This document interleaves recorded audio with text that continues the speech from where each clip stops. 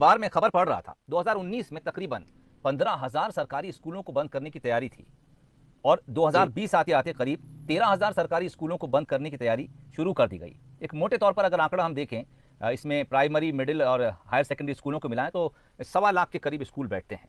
ऐसे में जो 75,000 पद रिक्त पड़े हैं, सरकार ने जो जीरो प्रेजेंट पॉलिसी लेकर आई है बच्चों की, कि जहां पर बच्चों की तादाद कम है उन स्कूलों को बंद कर दिया जा रहा है और उनके स्टाफ को दूसरी जगह एडजस्ट कर दिया जा रहा है। आपको लगता है कि आने वाले समय में अगर स्कूलों की तादाद इसी तेजी से घटती रही तो फिर ये जो आंकड़ा है कि इतने स्कूल, इतने शिक्षक चाहिए और 75,000 पद रिक्त हैं, ये आंकड़ा कहीं ना कहीं गैप फिल हो जाएगा और ये जरूरत महसूस नहीं होगी फिर कि किसी नए टीचर को भर्ती किया जाए?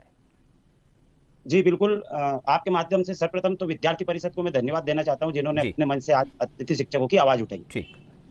आपसे मैं कहना चाहता हूं कि वर्तमान समय में जो ये जीरो बैलेंस मतलब स्कूलों को बंद करके जो अतिरिक्त स्कूल है जहां पर विद्यार्थियों की संख्या कम है उनको मर्ज करके और बड़े स्कूल फोकस किए जा रहे हैं, जी कहीं ना कहीं निश्चित इससे शिक्षा का स्तर जरूर सुधरेगा। लेकिन जो आप खुद बताइए, आज मध्य प्रदेश में लगभग 70,000 अतिथि शिक्षक जो लगभग 12 वर्षों से आपको सेवाएं दे रहे हैं और आप भी अनेक मंचों से लगातार बोलते आ रहे हैं कि आपका भविष्य हम सुरक्षित करेंगे। आज 12 वर्ष के बाद वो एक शिक्षक की भूमिका में अपने रोल में आ चुके हैं। वो आज कोई दूसरा व्यवसाय भी नहीं कर सकते हैं। आज वो कहाँ जाएंगे? आज उनको जरूरत है नौकरी की। अभी पूरे कोरोना काल में ऐसी स्थिति है कि अतिथि शिक्षकों की दयनीय हालत है।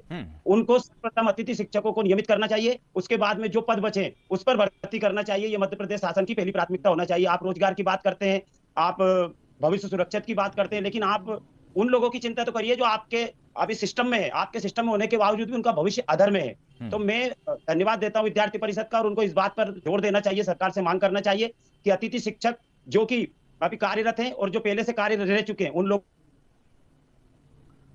ठीक, फिर कुछ प्रॉब्लम है कनेक्शन में, दोबारा कोशिश करेंगे जोड़ने की। शालिनी वर्मा जी, लगातार आप जगदीश शास्त्री साहब की बात सुन रही होंगी। आपका अधिवेशन हुआ, उसमें आपने एक प्रस्ताव भी पास किया।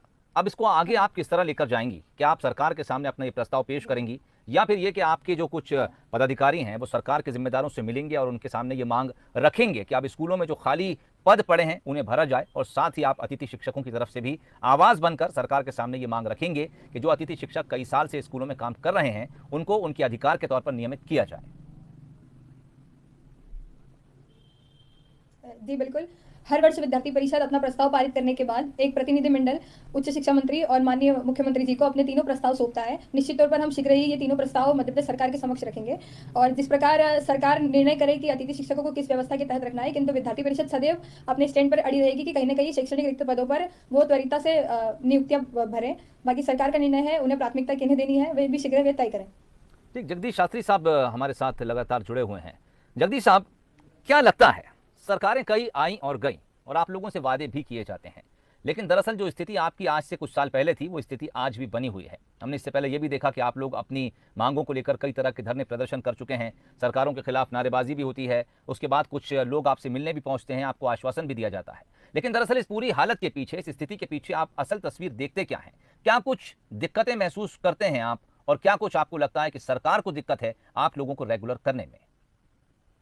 बिल्कुल, बहुत अच्छी बात है क्योंकि स्थिति ये होती है कि जो राजनीतिक क्षेत्र से जुड़े नेतागण या मंत्रीगण है वो तो चाहते हैं जी। कि जो अतिथि शिक्षकों का मुद्दा अटका हुआ है वो जल्दी सॉल्व हो जाए। लेकिन कहीं ना कहीं बार बार अधिकारियों के साथ जो हमारी मीटिंग्स होती है, अधिकारियों के साथ जो हमारी बैठक होती है, उनमें प्रस्ताव लाया जाता है। अधिकारी लोग कहीं ना कहीं भ्रमित कर देते हैं शिक्षा मंत्री को, चाहे मुख्यमंत्री जी को। मैं आपके चैनल के माध्यम से विद्यार्थी परिषद से अनुरोध करता हूँ, शालिनी जी जो हमारे साथ है उनसे अनुरोध करता हूँ कि आप जो प्रतिनिधिमंडल मुख्यमंत्री जी से मिले वो एक हमारे प्रतिनिधिमंडल को भी आप साथ में रखें और एक अधिकारियों के साथ मुख्यमंत्री जी की उपस्थिति में बैठक करवाएं, ताकि हम जो भी टेक्निकल प्रॉब्लम्स आ रही है वो सोल्व कर सके। आज तक भी मुख्यमंत्री जी ने अधिकारियों के साथ बैठकर हमारे प्रतिनिधिमंडल की कोई बैठक नहीं करवाई, जिसके कारण से ये असमंजस की स्थिति निर्मित होती है। अगर वो करवाए तो हम लोग पूरे रास्ते बता दें, क्योंकि वर्तमान समय में 1,23,000 शिक्षकों की आवश्यकता मध्य प्रदेश में है। अगर वो शिक्षा नीति के अनुसार ये बड़े स्कूलों में छोटे स्कूल अगर मिला भी देते हैं तो भी मध्य प्रदेश में 85,000 शिक्षकों की भर्ती होना है और अतिथि शिक्षक मात्र 70,000 है। उसके बाद भी शिक्षकों की भर्ती की जा सकती है। हम मेरिट के आधार पर चयन होते हैं, हम डीएड बीएड हैं, हमको 12 साल का अनुभव है, और क्या चाहिए आपको ये? और हमारे पढ़ाने के बाद भी मध्य प्रदेश में 100% शिक्षा का रिजल्ट आ रहा है। हमारे पढ़े लिखे बच्चे टॉप मेरिट लिस्ट में आ रहे हैं। सब कुछ एजुकेशन के बाद भी आप हमारी परीक्षाएं ले सकते हैं, उसमें चयनित अतिथि शिक्षकों को आप शिक्षक बना सकते हैं। ये हमारी शिक्षकों से मांगे। विद्यार्थी परिषद ने अच्छा मुद्दा उठाया, मैं बार बार उनको धन्यवाद देता हूं। अब उनको जरूरत है कि हमारे एक प्रतिनिधिमंडल को विद्यार्थी परिषद अपने साथ में ले, हमारी चीजों को समझे और हमारे साथ मुख्यमंत्री जी के सामने बैठे और अधिकारियों को भी बिठाए और 1-2 मीटिंग में हमारा मुद्दा सोल्व करें। ठीक।